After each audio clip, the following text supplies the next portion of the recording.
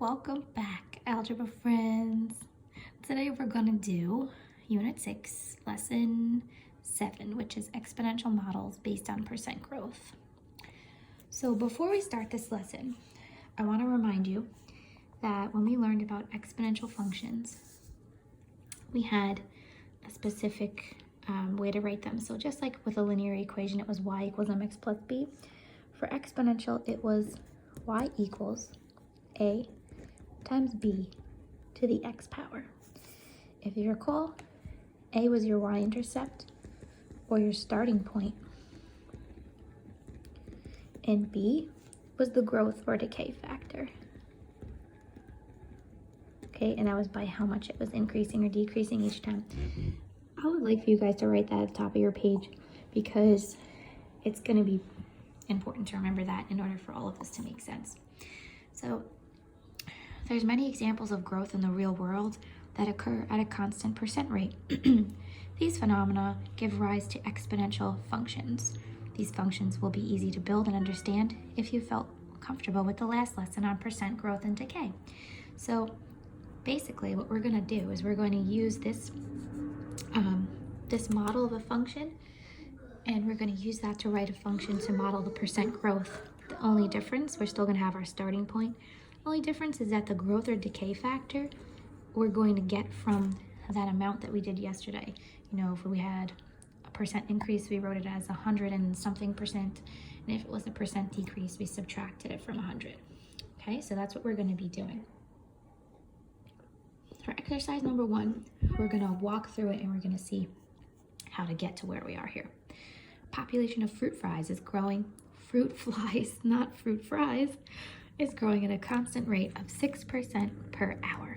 Okay, so first of all, it's a growth, and it's 6% each hour. The population starts at T0 with 28 flies. So after 1 hour, we're going to figure out what a 6% increase would be of 28.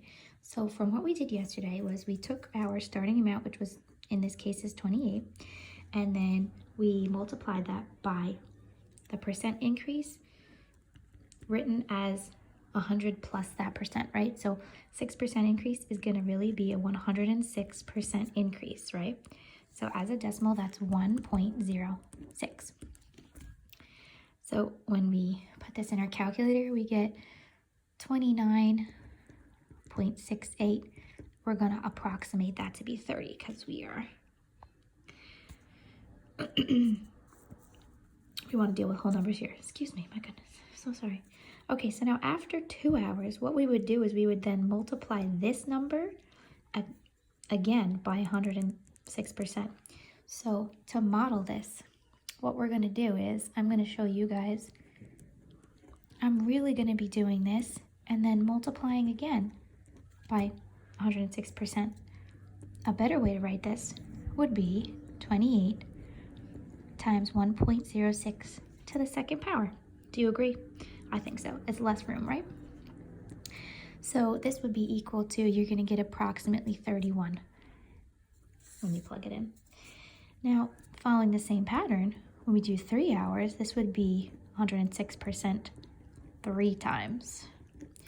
So we would be writing this as 28 times 1.06 to the third power, and that would give us about 33.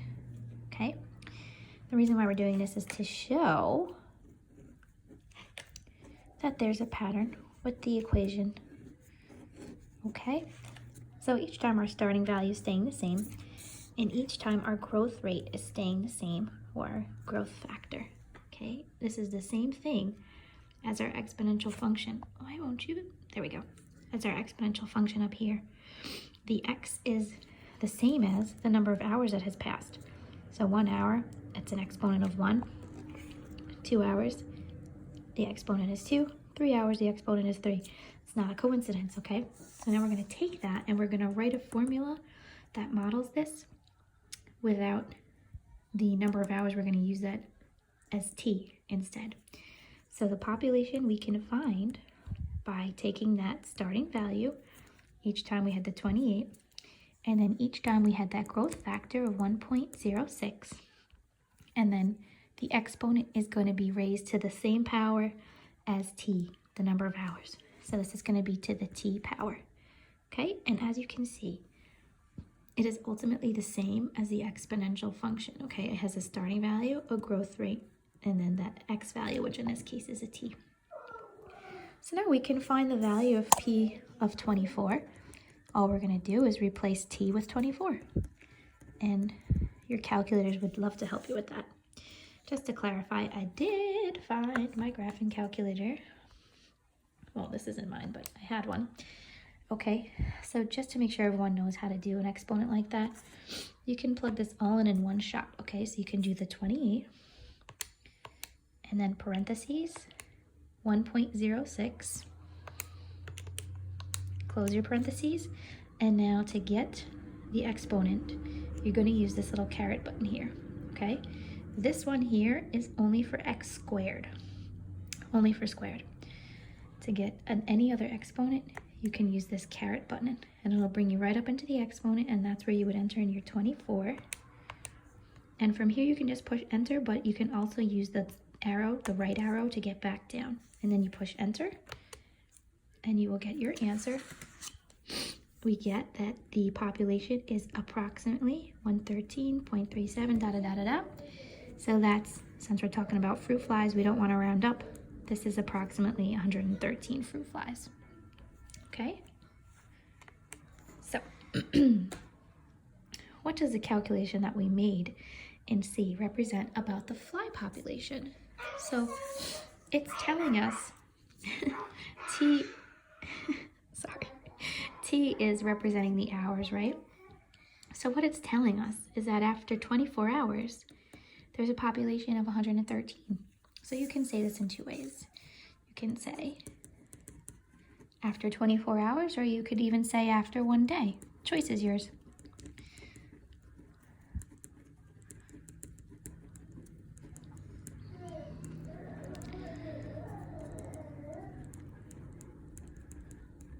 Okay.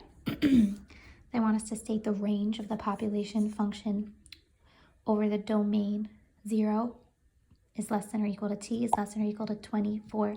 So remember, the range is the outputs, the y values. So those are your answers. So from 0, when we started out at 0, there was 28 flies. So we went from 28 flies all the way up to 113. So they want us to state that range. You can use any interval notation that you like. I tend to prefer the brackets. So I'm going to do 28 to 113, okay? But you could also write that as 28 is less than or equal to y is less than or equal to 113. And of course, that y you could also have written as a p. Choice is yours. Okay? Now finally, we're going to sketch a graph of this. When they say sketch, you do not have to make this exact. You don't even have to label the scales, okay? The axes, sorry. We're going to sketch a graph from 0 to 24 for the x, and from 0 to 120 on the y. And then they want us to just mark where the y-intercept is, okay? So I'm going to show you how to do this in your calculator. So here we go. We're going to go into y equals. Make sure it's all cleared. And now we're going to put this equation into y equals. The p doesn't matter, that's just y1. So we're going to do 28 parentheses 1.06, close your parentheses, and now again, how do I get that exponent up there? I'm using the caret button.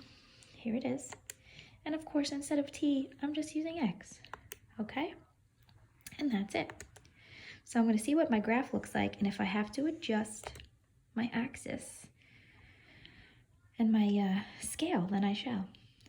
So you see the little line on the side, it's thinking, I can't see anything, so I'm going to have to adjust. Now I know this is the case because my starting point, my y-intercept is 28, so I'm not going to even be able to see this graph because it doesn't start until 28. So here's what I'm going to do. You can, of course, check zoom fit. Remember, zoom fit is zoom 0. Okay, and it usually will adjust so that you can see it. There we go. sometimes the Zoom Fit doesn't really give you a good picture. So that's why I always say that you should try it out first and then see what happens. What I'm going to do is I'm going to change my window. They're giving us the interval. So if they're giving you the interval, you should follow that.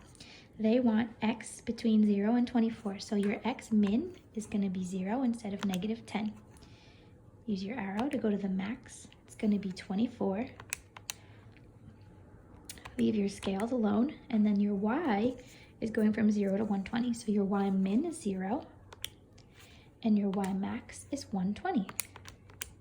Okay, and now let's see what our graph looks like. Oh, that's much better.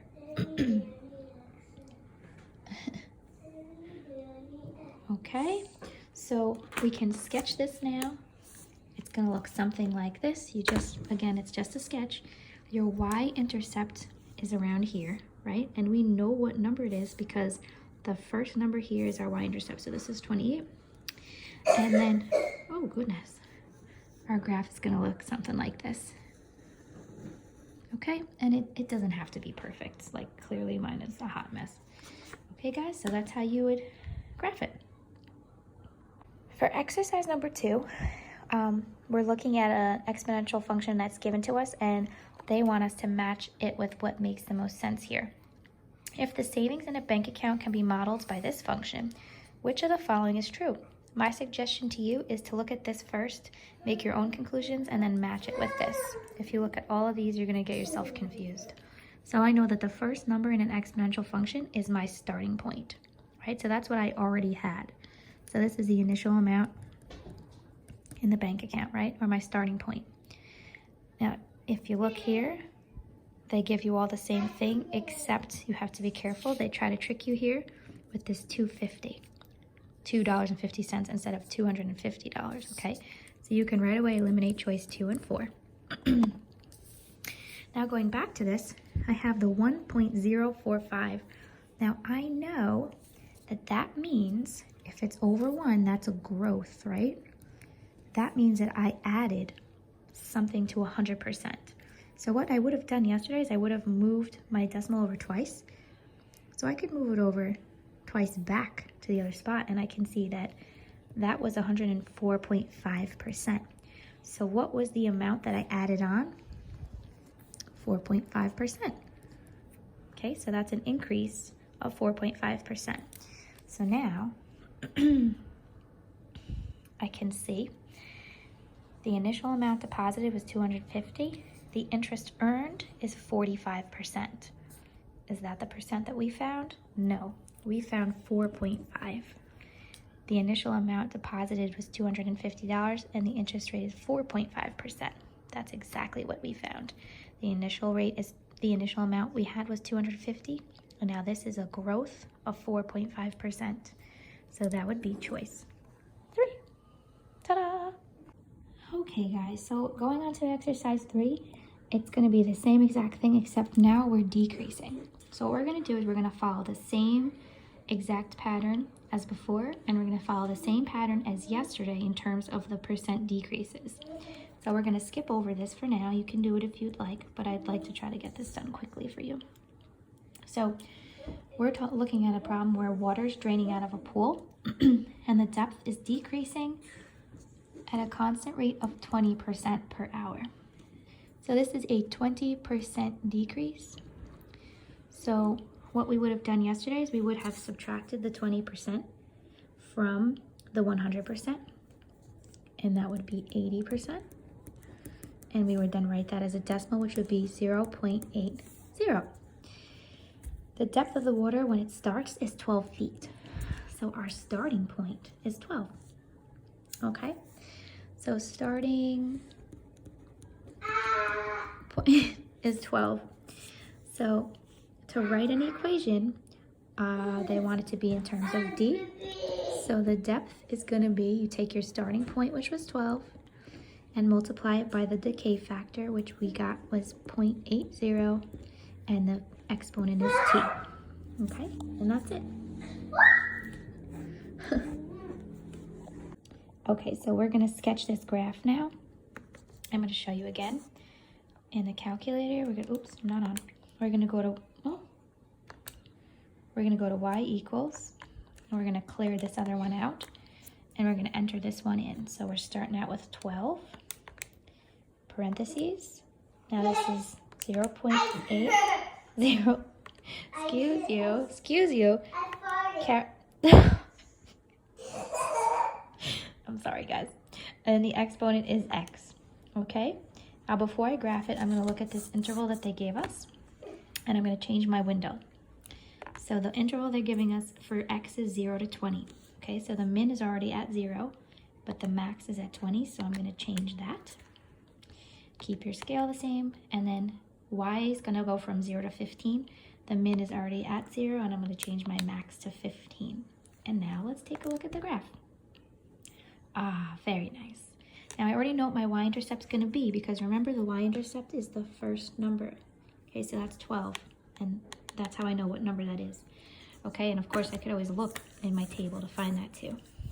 Okay, so this is going to be 12-ish. Okay, and then you use your graph that you're looking at to sketch it. It's going to look something like this. Okay, mine's messy, but I'm trying to hold this camera at the same time. Okay, so we're going to skip over D for now. We're going to just do exercise 4 and 5. I'm going to have you guys do what we did yesterday, where you pause it and try to answer both of these, okay, both of them at the same time on your own. And then when you unpause, I will have the answers for you and you can compare them. All right, here we go.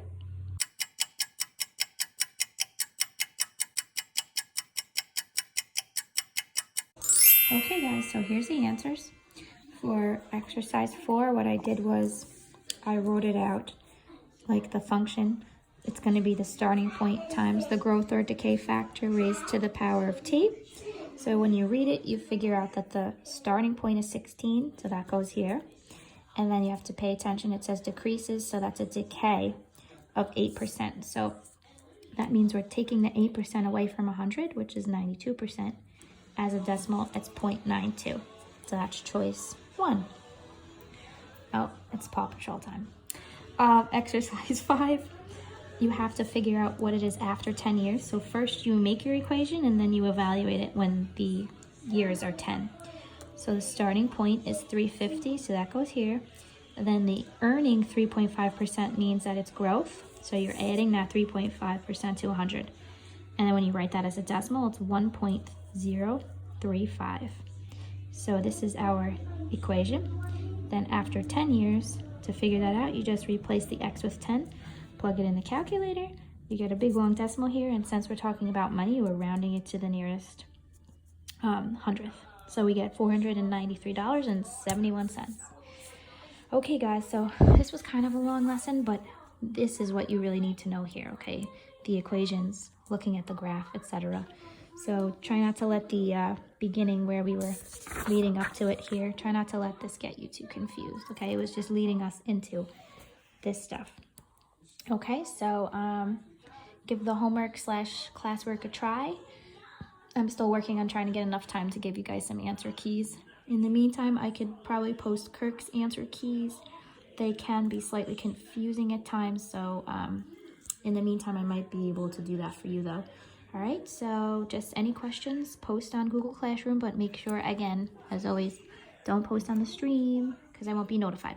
All right, guys, have fun with your math.